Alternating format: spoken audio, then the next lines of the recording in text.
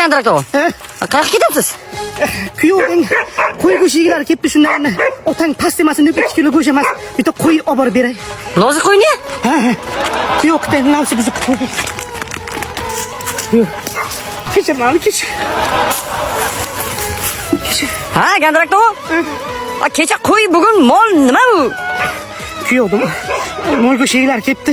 O'shanga otang past demasin deb molni o'zini olib borib beraman-da. Kuyovdan namsi buzib. Hattoga jonim, hech kuyovga yalchimadingiz sizgina. Ha, endi.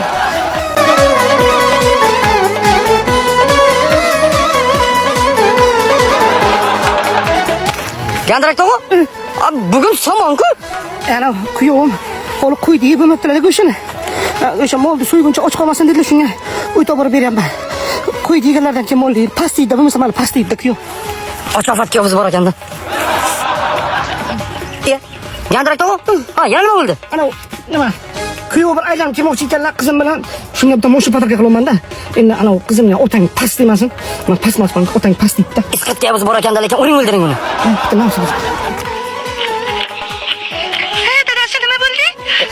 Otangning pastligini bilardim, bilasanmi? Otangning pastligini bilardim. Mashina berganga berib benzinni qo'ymabdi, bilasanmi? Ye, o'sha otangga tekkan onangni soni. Onangni soni. Aşk yüzün